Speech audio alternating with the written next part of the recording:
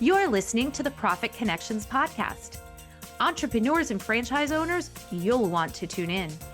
If you're looking to create a rock-solid business, sick of being stuck on the plateau, and ready to kick it up more than just a notch, you're in the right place.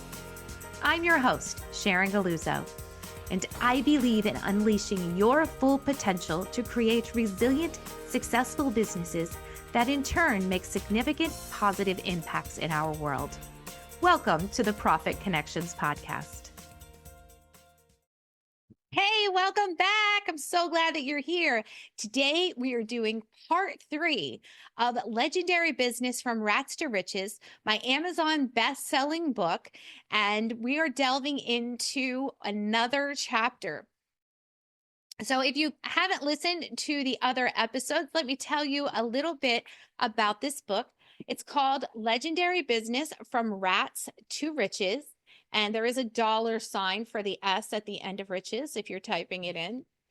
You can get the book on Amazon, and the workbook you can get through me. I can give you the information to do that. And this is a really powerful book because it looks at 5 of the most common mistakes business owners make, how to identify them, and then how to get rid of them. So the story of the Legendary Business from Rats to Riches, the reason that I chose that title is because I based the book on the legend of the Pied Piper. And I did that. It took me a while to get there. If you want to listen to the earlier episodes, I talk a little bit about writing the book and how I got there. However, I landed on the Pied Piper story because it is analogous and able to be ported over to talk about business, right? So the story of the Pied Piper, if you don't know, is that the town of Hamlin was overrun with rats. They contacted this magical Pied Piper who would come in and play his pipe and pipe all of the rats out of the town. So they contacted him. He came. They agreed on a price. He drove the rats out of the town and drowned them in the river. And then he comes back to the town, and the town says, "Oh, what rat problem? We don't have a rat problem. We're not going to pay you." And so then the Pied Piper has to resort to extreme measures to get his payment from the town. And so I took this legend and because my book originally was about 5 of the most common mistakes business owners make. And so I was like, well, let's make each problem into its own rat so that, like the Pied Piper, in order to find success in your business, you need to drive that rat out of your business. So something that I didn't talk about in the earlier episodes, I don't think, is that, to be honest, at some point in time, all of us are all 5 rats in our business. These are not things that are extreme and away from us. These are things that we've all experienced in one way, shape, or form. And that's why people come to me and they tell me over and over, I think you've been following me around. Like, how did you know what I was going through? I feel like you're right next to me as I'm reading this book. And so I know these are really powerful things, and these are things that can be addressed and changed so that you can have more success by getting rid of these mistakes, these shortcomings, these things that you don't want to deal with in your business. And so today we're going to talk about, well, first of all, the other episodes, we talked about Maya Rat, who was a nearsighted rat. We talked about Holden Rat, who is a disoriented rat, doesn't know where he's going. And today we're going to talk about Darnell Rat. And Darnell Rat is an invisible rat. He cannot be seen. So that's Darnell if you're looking on the video. Darnell Rat is an invisible rat. And we're going to talk about his story. One more thing about the book. When I wrote my business book, I wanted a few things. I wanted it to be short. I wanted it to be easily digestible. And I wanted it to be something that you could read for a few minutes, then put down, and then come back and read it another chapter at another time. So it doesn't take very long to read through the chapters. And the other thing I wanted it to be fun. So I contracted with a local artist and had her create illustrations of each of the rats in the book. And so she did a marvelous job. They are wonderful. They're a way to like love on your little rat because they're so cute, even while you're getting rid of that habit that's keeping you stuck. And so my business book has pictures. That's something I love to say. I wrote an Amazon best-selling book, and it has pictures. So, so that is a little bit about the creation of the book. So now let's talk about Darnell. Darnell. Darnell's a genius. He is a master inventor, and he did something that no one else has ever done before. He built the best, the most impressive, the most effective mousetrap, the best mousetrap in the world. Now, you might say, why would the rats need a mousetrap? Well, see, the mice keep coming and eating up all the good cheese. So the mousetrap will capture them, take the cheese away from the mice and give it to the refrigerator so it can be, taken care of. And then they release the mice out and away from the home so the mice can't keep stealing the good cheese. So Darnell invents this amazing device, and everybody knows how good it is. All of his friends, all of his family, friends of friends, they know how great this is, and they convince him to, and he named it the Ultimate 1000. So the mousetrap is called the Ultimate 1000. And so he decides that he is going to go full bore. He gets investors, people who are giving him money, and he goes in and he starts making all of these Ultimate 1000 mousetraps. And he knows that he's going to be successful because everyone has told him how successful he's going to be. And he knows that it's going to work because everybody needs what he has. And he knows that this is the perfect thing. And he has it. He has it. He's the Steve Jobs of the rat world, creating mousetraps.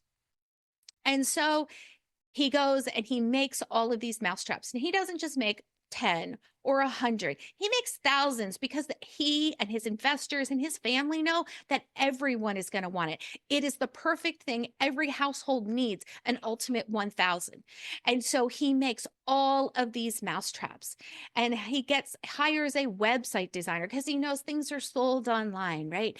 And so he hires this website designer, and it's a great website, and it's perfect, and it's going to be so easy for everyone to go and buy the Ultimate 1000, and they're just going to be in every home, and he's going to be such a success.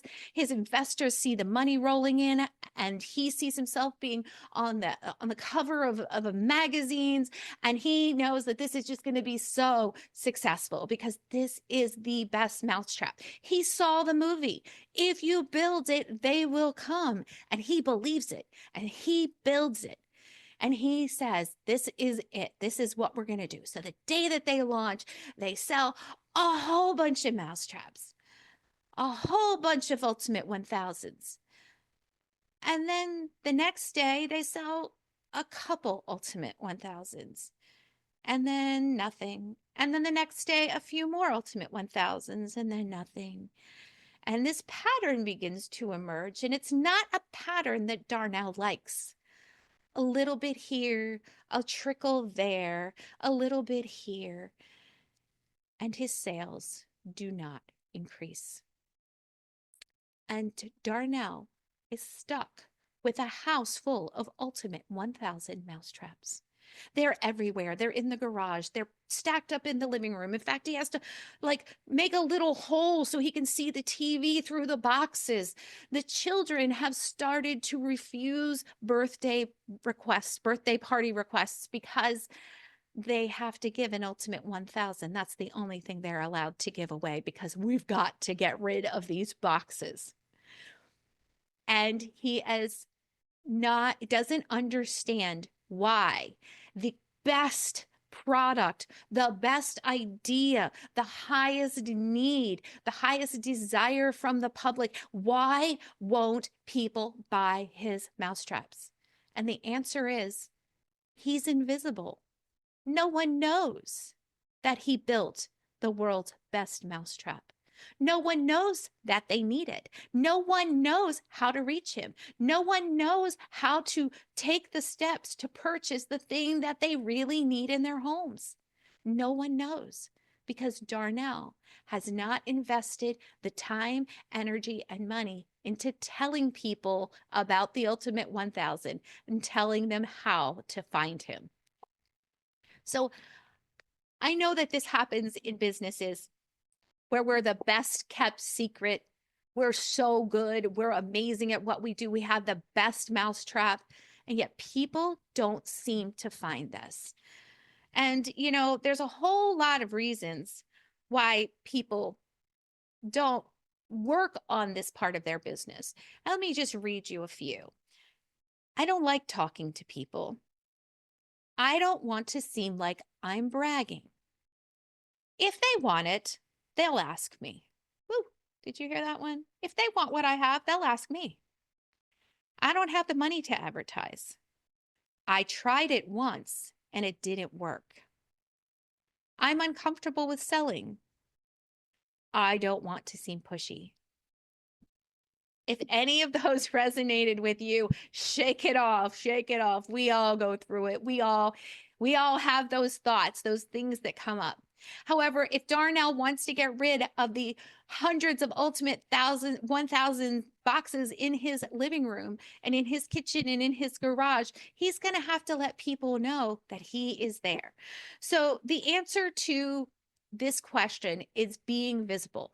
And to be honest, there are even more ways to be visible than there are listed in this book because technology has changed and grown, and there are a lot more online things that didn't used to be around. However, we'll go through some of the nuts and bolts ways to get the word out about what you do, the problems that you solve, and the ways that you can improve people's lives. So the first thing is advertising. That's the first thing everybody thinks about is I have to advertise. I have to pay somebody to get the word out about my stuff. And that is a valid way of getting the word out. Whenever my husband and I started our business back in 2008, I took out really expensive print ads in a full color magazine. At the time, this was the way to do it. And they were half page ads. And I took out a half page ad every month for 6 months in 2 different cities. And let me tell you, that got the word out. That was repetition. They saw it every month. They could cut it out. They could put it on the refrigerator. It did what it was supposed to do. However, it was really expensive. So if you don't have a lot of money to put into advertising, and I wouldn't write off advertising completely. There are so many options out there. You can advertise for pennies a day. And you can advertise for a lot of money. Look at what fits your business. Where are your customers? Where are they getting their information to solve their problem? And advertise there. A magazine might not be the right place to advertise if your customers are only online. So you have to really look at what's available and what's going to fit your business.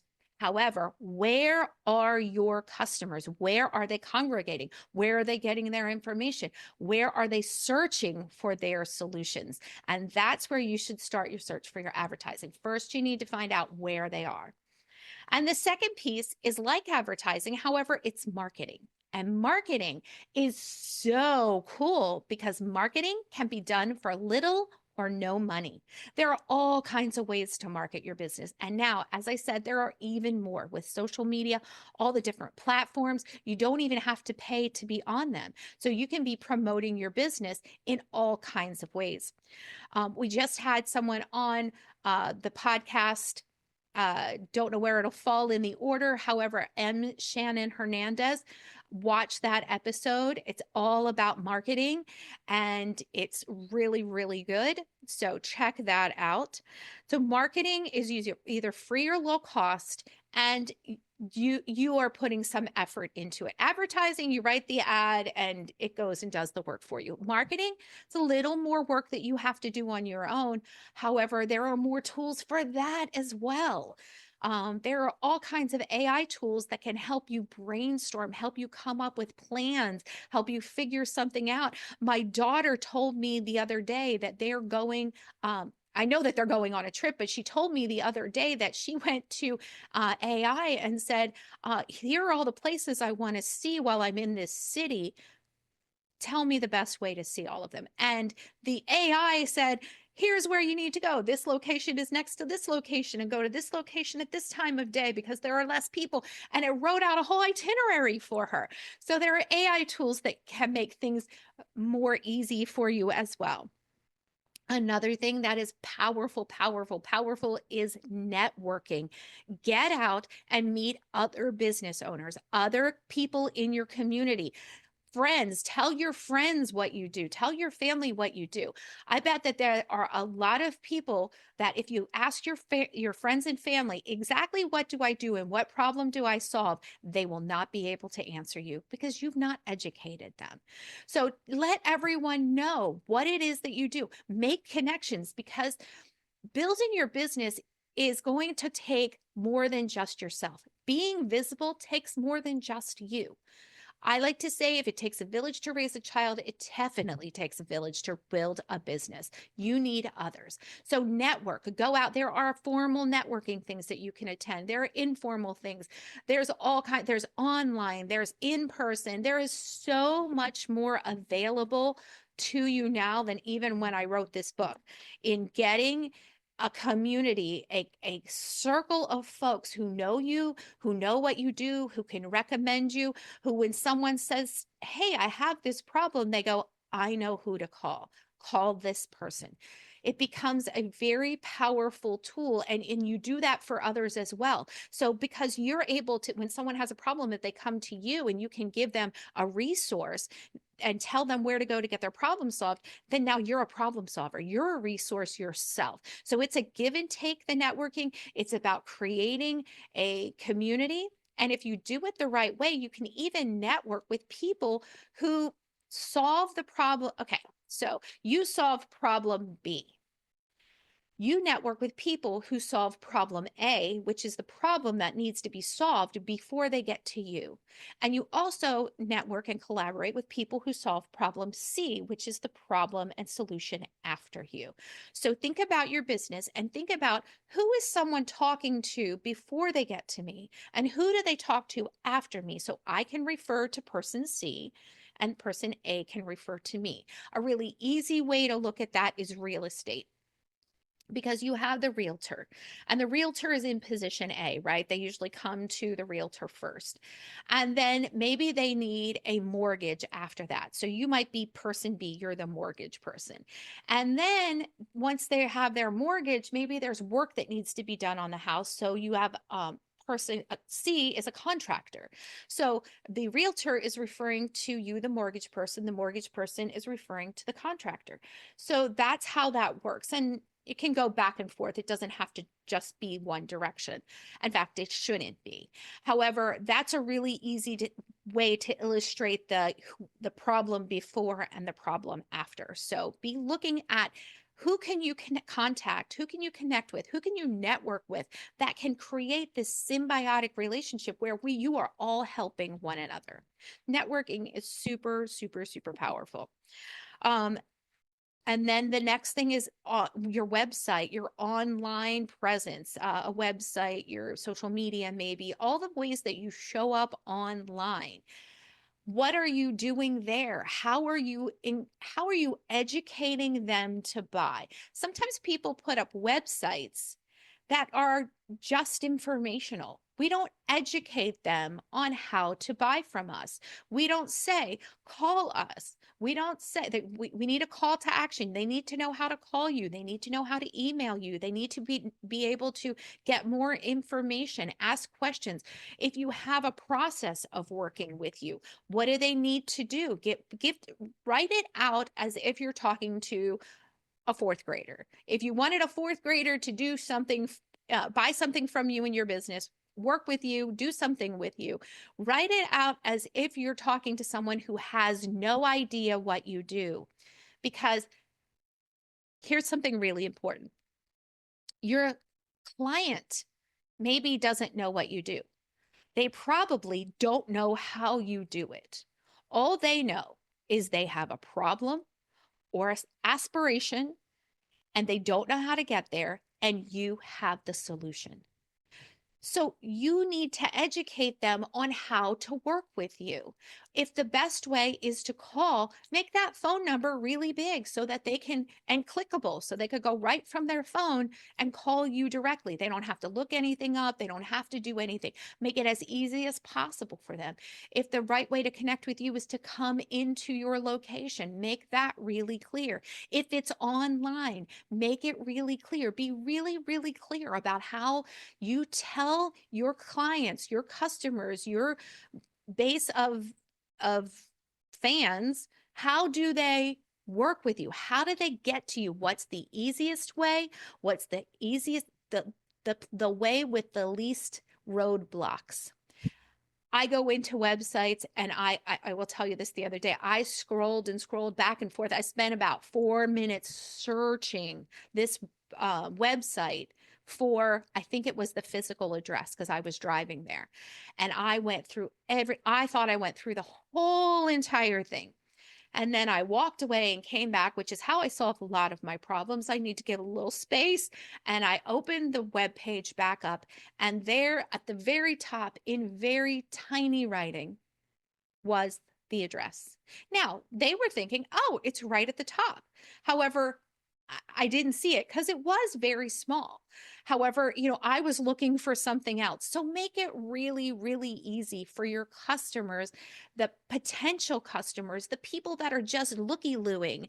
Make it really easy for them to know how to work with you, because you tell them how to work with you, how to find you, how to get what they want, how to get that problem solved, how to find that aspiration with you the easiest way with the least roadblocks. Press releases are still a thing. There's all kinds of powerful ways to use press releases, and there are other things that you can get from a press release where you might not have Channel 12 news coming out and interviewing you about whatever you're doing. However, if you write a press release, there are a whole bunch of websites that you can send your press release to for free, and they will publish it incomplete as is. I said incomplete, meaning completely, not not incompletely. They will publish your whole entire press release completely and just put it out there on the web. And then whenever people go searching for your business or searching for your name, those press releases will pull up.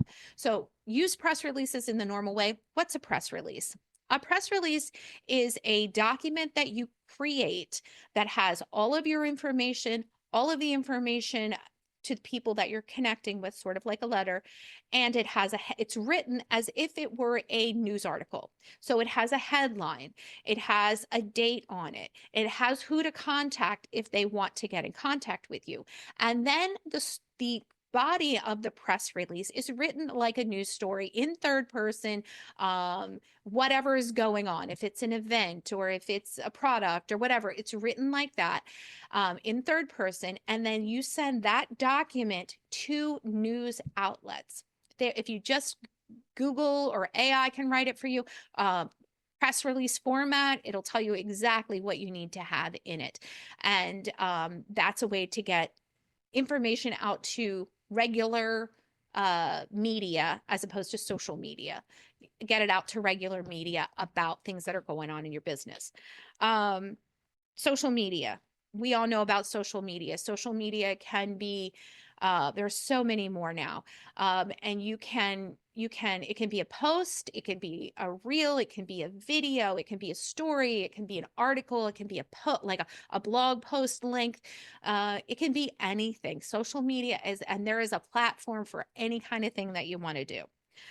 Chambers of commerce are really great. Chambers of commerce have events every month. They get people together. They promote you whenever you have a ribbon cutting or anything like that. Those are, and there are other organizations in your communities like chambers that can help you promote your business. And the power of the chamber is once people know who you are, then you become part of their circle, then you become part of their contact sphere. Civic groups, expos and trade shows, flyers, testimonials. Testimonials are really, really powerful. How many people go on Amazon and don't scroll to the bottom to look at the reviews? I don't know. I do it every time now. A referral's kind of like that.